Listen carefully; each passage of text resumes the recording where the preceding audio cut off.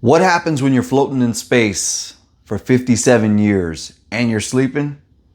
You wake up to not one alien, but many, plus a queen.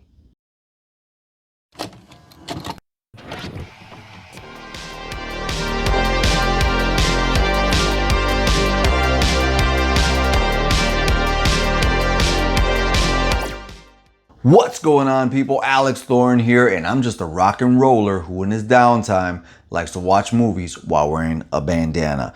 And this time we went live, a watch along that I'll put up right here in the card section to watch Aliens with you guys. I streamed the movie around COVID time, but this is the first time I've watched the Blu-ray in a long time. And last time we reviewed Alien, and it definitely held up. But what about Aliens from 1986? After floating in space for 57 years, Lieutenant Ripley's shuttle is found by a deep space salvage team. Upon arriving at LV-426, the Marines find only one survivor, a 9-year-old girl named Newt. But even these battle-hardened Marines with all the latest weaponry are no match for the hundreds of aliens that are about to invade the colony. Aliens is 1979. Aliens is 1986. And when you have that gap, practical effects improved so much between 1 and 2. Budgets increased between 1 and 2. So you were able to go from one alien to a perceived hundreds, when really on screen, I think the most you see alien-wise is probably 7 or 8. But they throw them into the scenes from so many angles and are so creative about it, and claustrophobic spaces, that it does look like hundreds. Sigourney Weaver returns as Ripley after being asleep for 57 years. The team is actually really disappointed when they find her. They didn't want to see anybody alive. They wanted everybody from that mission who was chosen on purpose to be expendable. They wanted them to be gone. Well, Ripley's alive. And Ripley could either mean disaster for their upcoming mission, or she can be an asset.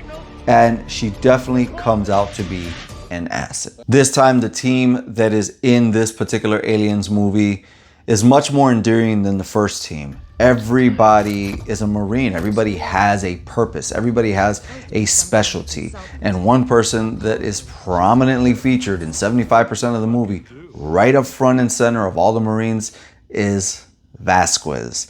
And Vasquez, I feel, is like one of the first females, definitely a minority female, to really be a badass on screen. And not just attitude-wise, but visually striking, because the very first time you see her, I believe in this movie, she's doing chin-ups and she's strong. The first hour of this movie is slow burn, but because you have so many interesting characters, it's very different than the first one. Everybody's pretty basic and everybody's on a mission in part 1.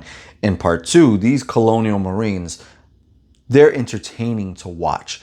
But it is a first slow burn hour. But when that hour mark hits, especially in the theatrical version, there's no turning back after that. Things go bad and hit the fan, and when it does, there's no stopping it. Once the first alien pops out, 3, 4, 5, 6 aliens follow. And they really make use of the acid blood. It burns Marines when they're shooting them.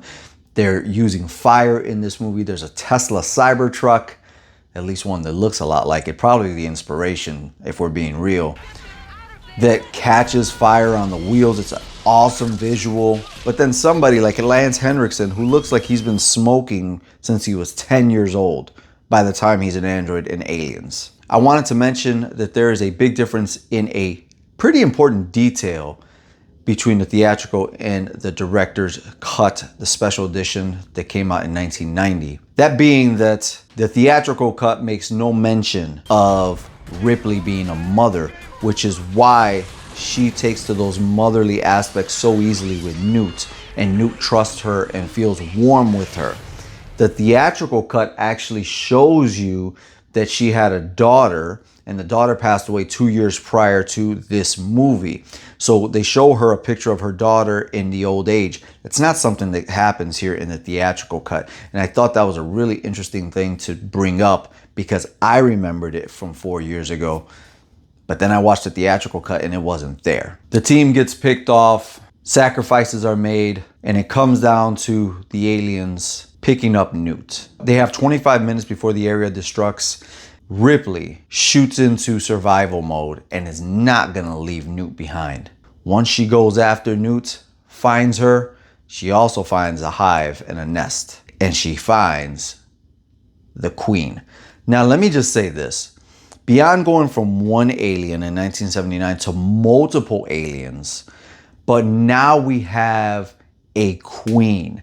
I mean, the visual effects of this movie for 1986 and the visual advancement when you watch Alien and then Aliens is off the charts incredible. The animatronics, the puppeteering that they do for this is just wow. Practical, it's where it's at, and this movie proves it, because when you get the size difference between Ripley and the massive queen, it is impressive. But I love how you see this psychological game with no words between the queen and Ripley when she's in between that nest and has Newt. She's looking, she fires in the distance, the flamethrower. The queen looks at the other aliens and they back off, and Ripley chooses violence. And the queen has no choice but to go after her. We get this epic visual and the iconic line, "Get away from her, you bitch!" And the face-off between Ripley and the queen is on. And we all know how that ends. Humans win, and the queen is sent out into space through a hatch. You know, I gotta say, after watching Alien and then Aliens, I'm blown away at how this movie advanced and went forward. Everybody did an amazing job. And I think it's time, with all of that being said, to get to the does it hold up rating system. As for acting, I'm gonna give this movie 5 bandanas out of 5. Everybody's on point. As for effects, I'm gonna give it 5 bandanas out of 5 because the advancement is out of this world. And as for story, 5 bandanas out of 5. To put this 57 years later and make it make sense, huge, huge plus. So I don't think you guys have to question the fact of, does Aliens 1986 hold up? Yes, it does.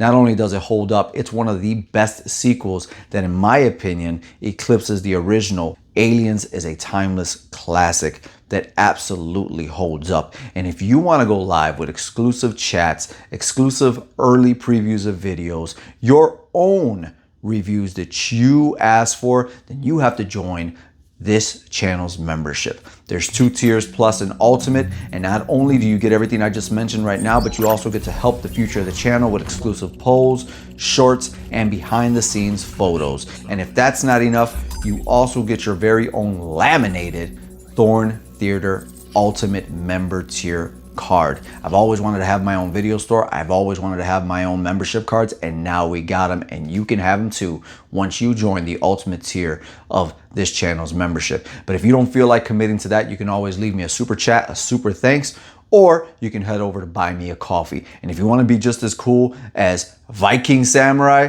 you can also donate to this channel, because in their latest update, they've made creators like myself able to respond to you in video form when you do donate to the channel and fuel the future videos with a simple coffee.